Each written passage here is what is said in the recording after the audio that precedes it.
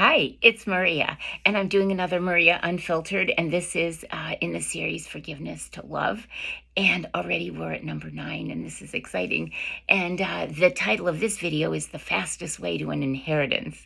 And so that's, yeah, kind of an interesting way to think about that. People do a lot of crazy things in order to get an inheritance before it's their time, right?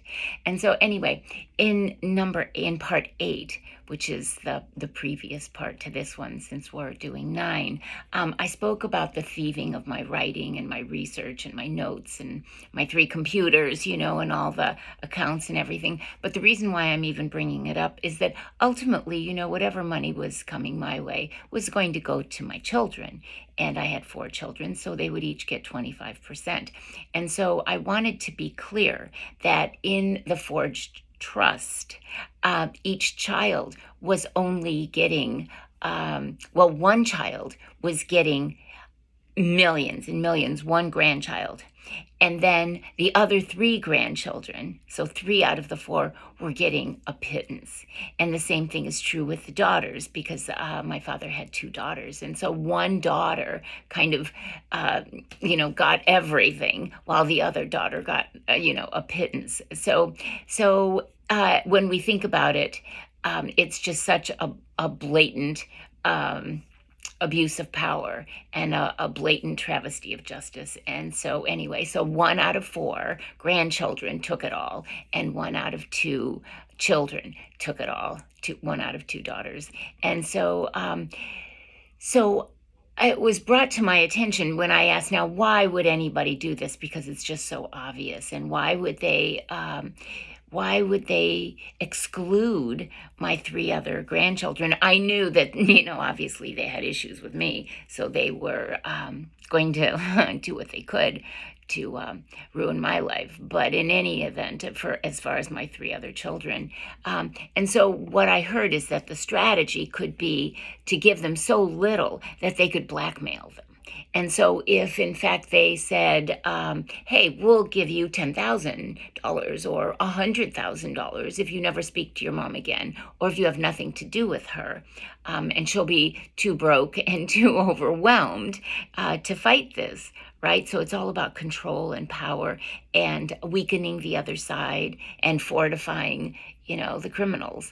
And so that is quite probably why my siblings sold my home to my ex, which was to kind of, I'm not going to sugarcoat this one, but it was to hide the evidence of countless instances of perjury during the multiple trials. And so it's interesting because much of the time the transcripts didn't include things that I heard. And so, I don't know how many of you know that, and I only learned it from law school, but attorneys are given the chance to edit the transcripts if, in fact, they think that there's an error. So, and then they sign off on the veracity of the content. So at least that's what I experienced. And so many times my attorneys wanted me to read them, and I would read them word for word and then sign off on them. And sometimes I had changes based on my notes that I had taken simultaneously to the court reporter taking her notes. And sometimes I didn't, so if both sides don't agree, then things do or don't get edited out depending on the controversy there. And so I thought also, since I'm going down this legal vein, I thought perhaps I would quickly summarize the litigation, because that seems to be confusing for many. And yet, when I think about it, I feel so blessed that, in fact, I had to experience all of this horrific litigation so that I could see it clearly, so that I could bring it to your attention and bring it to the attention of those that really can make changes, because I am just one of many people who has experienced it. Although to this degree, I'm probably one of a handful. But no doubt it was my my soul wanted me to experience this and tell you about it, and so that's what I'm doing. And so we had, the 1996 to 2001, the family court litigation. It was the divorce, and that included long and protracted trials. Over a year apiece, right? Because that was, we're talking about a 5 year span of time. And so there were custody. It was broken down into custody and financials. And so the custody was actually a diversion from the financials so that the money could just kind of be go ever which way, offshore or put someplace else or dissipated or whatever. Anyway, so you have these fights, these huge custody battles where one is trying to prove generally it's the father that's trying to prove the mother unfit in order to gain custody, because alternatively, it would be the mother who would be trying to show that the father was unfit, either an abuser or a pedophile or something like that. But generally, it's the father trying to prove that the mother is a nut and a slut, and she's totally incompetent and so psychologically unhealthy to care for her own children. And sometimes that's the case. I mean, the truth be told.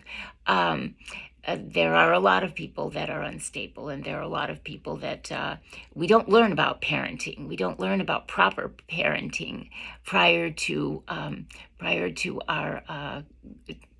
conceiving a child, right? And so, there are various psychological testing modalities, and there are psychiatric interviews and things like that, and generally one side gets one psychiatrist and then the other side gets the other psychiatrist, and then it's whichever one's kind of a better actor, really, when you think about it. And so they each write their report on why their client is the more healthy one.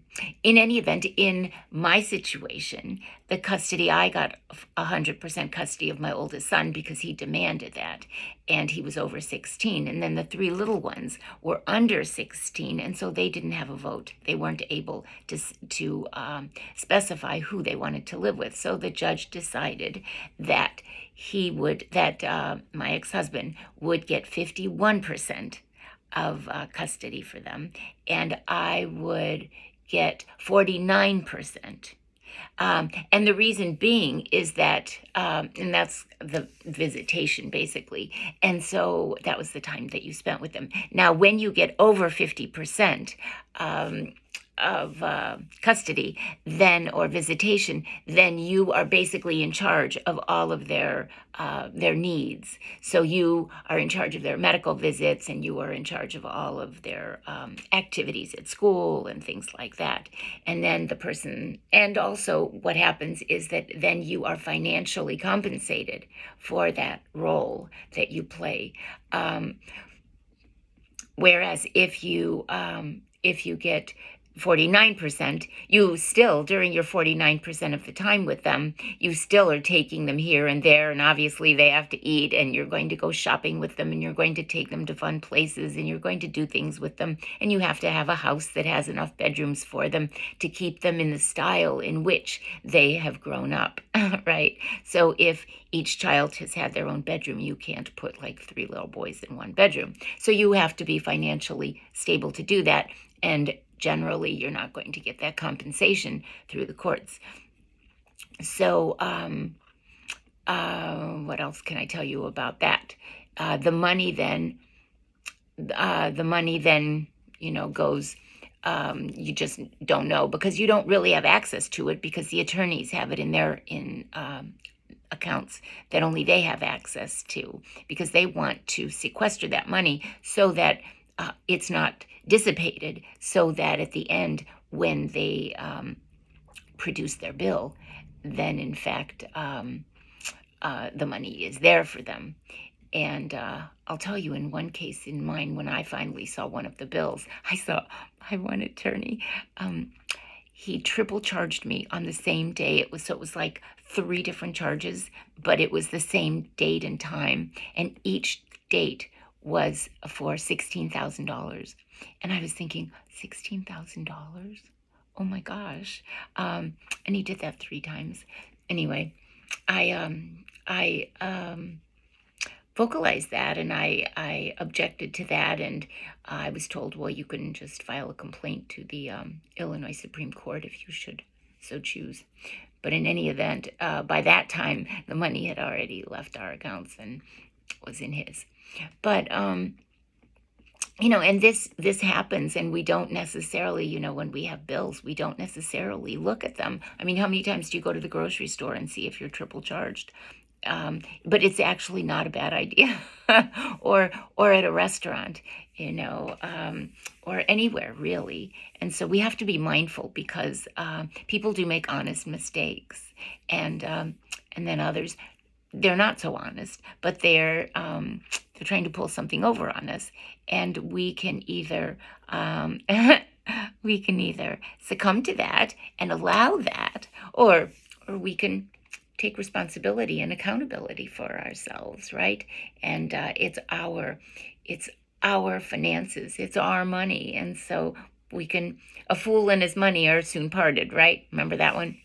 Anyway, so that we had in the divorce there was the custody trial, and then there was the financial trial, and yeah, and even a trust fund in the financial trial can be invaded, and one can actually suggest that and make an argument that in fact that part of that money need go to the person in charge of their housing, because they need that, and yet they're already getting their child support, while the other parent isn't getting child support because she has them for 49% of the time, and obviously doesn't have access to their trust funds, be it whether or not they are marked for educational purposes or not. It doesn't seem to matter.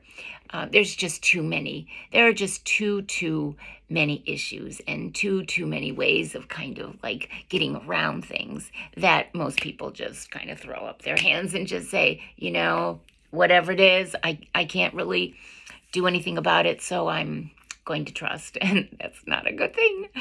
But so the next piece of litigation was the 2005 order of protection for harassment, and that was after I had spent 5 years in court, and would see many women and many men who were in the midst of a horrific battle, and a battle that was only going to bring about destruction to the entire family. There was not going to be a winner in this.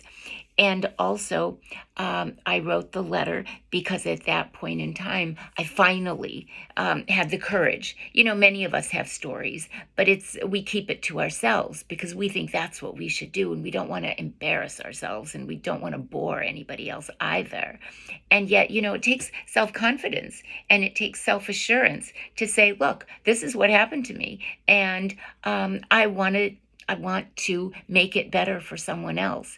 And this is what I learned, and this is how I, in retrospect, could have made wiser choices and could have navigated my path in a more constructive manner. And so the order of protection was in response to my sending out the letter. And so he filed for an order of protection in family court. And usually it's about abusers, that will give a woman a black eye or physically abuse her, in which case she files for an order of protection in order to keep him from coming near her. Now, they violate those all the time. And in fact, one attorney and one pathologist, I think, mentioned to me that in fact, a lot of people that have gotten orders of protection against an ex-spouse or an ex-lover or an ex-boyfriend or whomever, a stalker, they're in the morgue.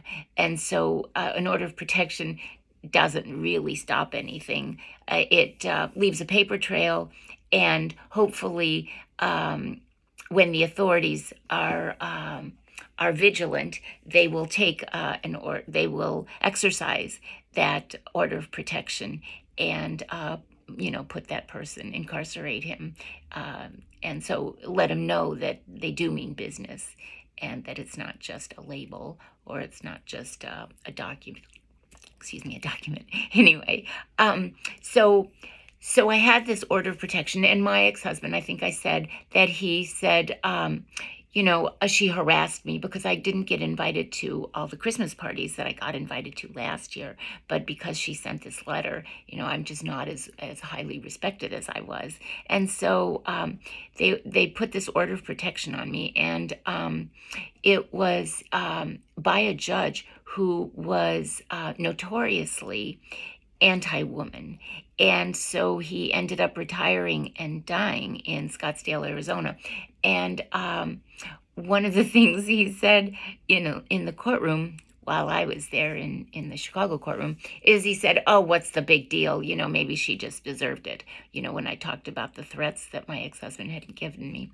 And so after he died, one attorney actually called me to give me the news and asked if there were a parade lining the streets of Scottsdale, because women all over the country were celebrating, his death. And I don't wish anything horrible on anybody. Not that death is horrible, but I don't wish anything like that for anyone.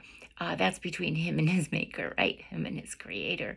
But I actually felt sorry for the old man, because he must have had some very deep wounds in order to harbor such hatred toward women. And so I couldn't really take it personally, because if my attorney were asking me if there was a parade outside, then this man, this judge, was well known for his anti-female or anti-women position. And so that's just how it was. And so attorneys also told me that my order of protection, or the OP, was the worst and the most unlawful OP they had ever heard of or seen, and that no judge would do anything with it other than get rid of it, because the OP didn't have an expiration date, and most of them have like a year. So if in fact, you're afraid of someone, then they'll give you a year, and then you can go back in a year's time, and whether or not he's tried to make contact with you or threaten you in any way, then they can extend it. But generally it's for a year. And then there's a geographic location, which there was no geographic location. So it was like if I went to the moon, you know, um, and said anything about him. Yeah, it was really more of a gag, actually. I don't know if I made that clear, but it was really a gag. And so I wasn't allowed to, speak about his business. It was mainly for business, because he was complaining that, in fact, he was harassed and that he lost his job because of the letter and things like that. And so it referred to business. But you know what? Anything can be business, right? The guy selling hot dogs down the block or whatever, that he's doing his business, right? And so, and then the filial community, which is like the charity community, and we were kind of big into that, and boards and charities and philanthropic endeavors. And so those were mainly that was mainly my list, my group of friends. And so if I couldn't even talk to them about what was going on in my life, that was rather punitive. And then you couldn't even, I think it barred you from talking to anyone in the clergy, or telling your priest anything, or maybe even a therapist. I don't remember. Anyway, it was just such a blanket gag. And so yeah, that's what the order of protection is. And so and I really, when in terms of location, I didn't know where he was, nor did I care. And yet now I do care, only because I have Social Security survivor benefits that I'm entitled to. But because I didn't know where he was, and I didn't even know when he died. Did he die in 2015 or 2016 or 2017? Or maybe even 2012. I mean, I had no idea, and I didn't know where he was living. And so I assumed, I looked it up on the internet, because I had to fill that out for a form for Social Security. He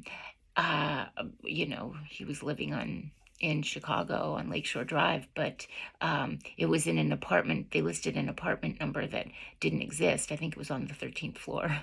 So, but anyway, it didn't really matter. I don't know if they were trying to make a point that, oh, we're going to hide him from her, or I don't know.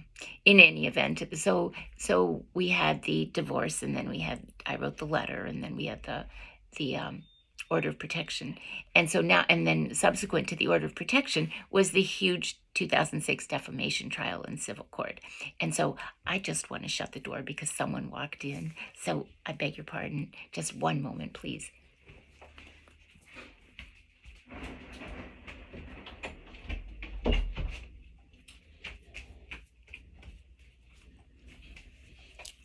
Oh, yes, thank you. So in terms of the defamation trial, he claimed that he had lost $16 million because I had written the letter and he was embarrassed. And I think I said in the last video that, in fact, my understanding and what I had been told is that he was working for a company, and it's on the internet if anybody wants to check it out. And then his company was bought out. And so he actually made I don't know, someone forecasted that he was going to make over $5 million during that transaction, during that buyout.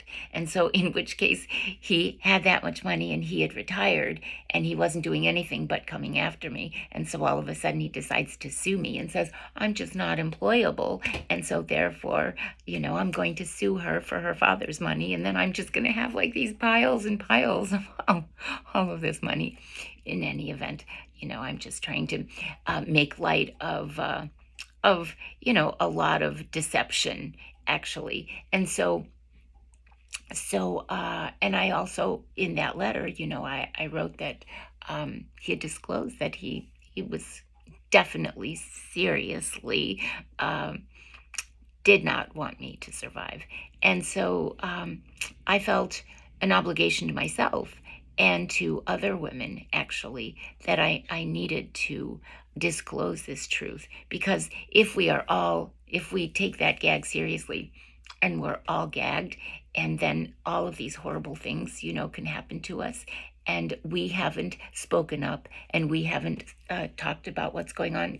It's akin to the why me situation, the why me movement, where in fact, women had been so oppressed and felt like they weren't going to get the roles in Hollywood that they deserved or that they so wanted, unless they were going to sleep with the producer or the director or whatever. And so, once one started speaking up, then all of a sudden the light shined on that gentleman, and people took heed, and then they came out and they said, you know what, that happened to me too. And so the same thing happens with women whose lives have been threatened. And in fact, it's hard to even turn on the television without hearing some story of some violence. And it's a pitiful situation, actually. But in that he sued me for 16 mil, he got 10, which my attorneys told me was basically the exact amount. It was 9.7 at the time that one of my father's accounts was valued, and that was going to go to me. But anyway, so he got that, and then he got all these reporters and media people and stuff like that. And, there was a Chicago Sun-Times headline that said, she must pay. And in fact, I thought, hon, I've been paying since the day I married that guy. But in any event, it was weird because after the verdict was read, all these people just seemed to come out of nowhere. They were, I guess, in the back, and I didn't see them. I didn't pay attention to them at all. But all of a sudden, there was all this hugging and kissing and congratulating and everything. So I don't think they would have been there if he thought he was going to lose. But I think he pretty much had it in the bag, and he knew that. And so there was the defamation trial, and that was in 2006. And that gave him carte blanche, actually, to just come in and with moving vans come and just take whatever he wanted, because he had $10 million that he could just, take. And in fact, there were large Atlas, or I think it was Atlas van lines or something like that, not United, but it was like, I think it was Atlas, and or Allied, I think. And they would come in these, they were nearly a block long. I'm exaggerating, but they were huge. They were very long moving vans, and they would just, oh, here, take that. Oh yeah, I'll take that. I'll take that. I'll take that. And it was like, oh, do you want my little skirt too? And so anyway, it was more comical than anything, but in a pitiful way, because do we really act like that? Do we really need to act like that? Is that who we are? Is that what we want to show ourselves and show our Creator that this is what we are using this fabulous time on planet Earth, and the energy that has been bestowed to us, and we are using it for such moronic behaviors and activities. It's just idiocy to the hilt, really, I think. But anyway, so then the rest of it, then the next the next litigation. So that was 2006 and 7 and 8, and he was just going full speed ahead there. And then I think in 2008, well, and in the meantime, I had been trying to figure out with my father how we were going to protect the rest of my assets, my inheritance, because what he was doing is he was getting my assets, my marital assets, or whatever my father had purchased for me. And yet then I still had my inheritance. And but he was counting on getting all that at some point as well. But then my attorney said, your father's been so generous to you, buying you condos and giving you money every year, and supporting your son Peter in his when he was in university, because I asked my father to help him. Because again, I wasn't getting child support, remember? And so they said, well, turn over all your assets to your father, and then in his trust, he will then give them back to you, because and they'll still be, you can still have possession of them because they're in your home. And so and the rest of the things were just financial accounts and things like that. And so so I had access to them. And so anyway, then the judge decided that that in fact, if in fact I were really afraid, if she thought I were really afraid of him, and that's why I wrote the letter, that if he really threatened me, then she would release that judgment in bankruptcy. And so it would go away, which is exactly what my attorneys had recommended. And that's why I did that whole thing. But she decided, in fact, that she didn't think I was really afraid. She thought that I did it from I wanted to ruin his reputation. And really, why would I do that? That would be ridiculous, because I wouldn't want to do that to my children. I wouldn't do that to any human being, actually, but I certainly wouldn't do that to my children.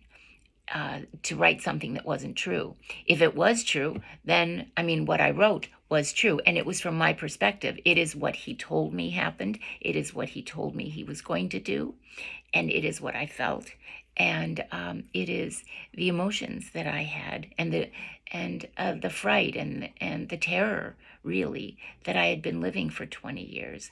And so I felt my story needed to come out. And so again, I wasn't ashamed of it at all. I was glad to be able to finally tell someone that we don't need to live like that. There's no reason for it. We're human beings. We are divine beings, actually. We embody the essence of our Creator. We embody the essence of the universe and of all the angelic beings, and we are amazing. The fact that our bodies function so perfectly until we abuse them, but the fact that we have created an amazing planet. Of course, we are destroying it by not caring for it in the way that is in everyone's best interest. But by and large, we are so amazing that, in fact, I lost my train of thought there. What was that? What was that about? Um, so, oh yes, it was about the judge said, if you wrote this letter because you were truly afraid, and remember, this is when the FBI recommended I leave Chicago, I was really in terror, and that's when I wrote it. And so they said, if in fact you were really scared and he had really threatened you, then I'm going to release it. And if in fact you just wrote it because you just wanted to get mad and make him pay or something, no, he made me pay. That was the projection. But no, he made me pay. And I had no interest in doing that to anyone. And so she didn't release it in bankruptcy. And so he just was able to continue. And it took her a year from the date of the trial until she rendered her decision. And a year is the maximum amount of time that can go by before the judge puts in her order. And in fact, during that year, he just went to town. I mean, there wasn't much left actually after. But then because she didn't release it in bankruptcy, he was going to get it anyway. But the whole thing, was based on a bogus judgment because, in fact, nothing I wrote in the letter was a lie. Everything in the letter was true. And in fact, the letter that I was tried for wasn't the letter that I wrote. So they submitted into evidence a different letter. So if you're gonna try somebody on something they didn't write, then you might as well, like bring in cartoons or something, or you can just make up anything you want. Because if you're going to sue someone for defamation, then you have to prove that they actually wrote that and sent it out, and other people read it. And in fact, they couldn't do that. But in fact, they just said, "Oh yes, this is the letter that she wrote," and even though my attorney said, "We object, Your Honor, we object," they wouldn't even let us put in our letter, the real letter. But anyway, you know what? A lot of times things just don't seem to go the way that they should. People are released from being incarcerated due to a technicality. People are incarcerated due to a technicality, and people are, spend a lot of time being punished for things that really they didn't do, that they were totally innocent of. But that is the way that's the way that it is. And until we can come together, and rather than have one faction fighting another faction, and mothers, fighting with fathers, and children, being destroyed, and until we can actually sit down and say, hey guys, you know what, this is ridiculous. You are one family, and so you want to split apart, that's great. Now let's do this in a civilized manner, and everyone's going to come out the winner. We're not going to have someone be thrown out in the street, and we're not going to have, a boastful blowfish that just is winning everything. That's just not the way it is. And so let's have some compassion. So anyway, it was during this bankruptcy trial that my attorney, the day that he was driving me to Tampa, to federal court in Tampa, he said, "Oh, I'm feeling so sick." And I was like, "Oh my gosh, this is my trial." And you don't feel well? And he's like, "No." And he said, "And by the way, here's some homeopathics that someone had dropped off for you to relieve anxiety." And I was getting really anxious by the time he was telling me that, in fact, he wasn't at his best, and he said, "I don't know how I'm going to make it through this trial today." And so I took one dose, and in fact, then I started feeling drugged and dizzy. And I should have seen that coming, because the homeopath that had left this with the instructions to take 4 doses. Well, I only took 1, but had I taken 4, I would have been totally on the floor. But he was the one that, in fact, my father had given me a bag of gold coins, of very rare gold coins, and they were amazing. And he said, but you can't keep them in your condo because I don't trust that your ex and your sibling won't come in there and steal them and take them from you. So he said, put them, just do something with them. Wait, there's something on my screen. And he said, just do something with them. So I had been seeing that homeopath, and he had been treating my dogs actually, and I had gone to him as well because he was treating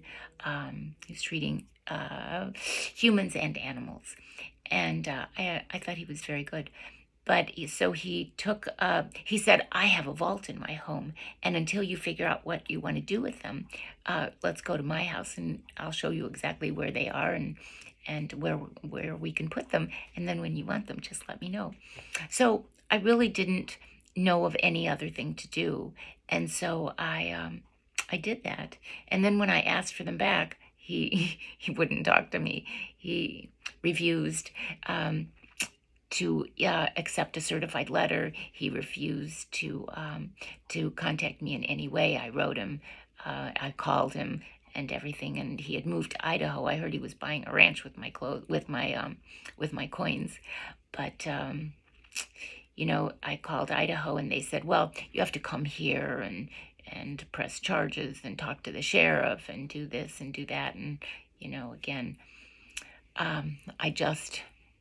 I didn't do it. And so, and I didn't know how I was going to have him served because the minute I went to Idaho, he was going to come back to Florida. I just had that feeling.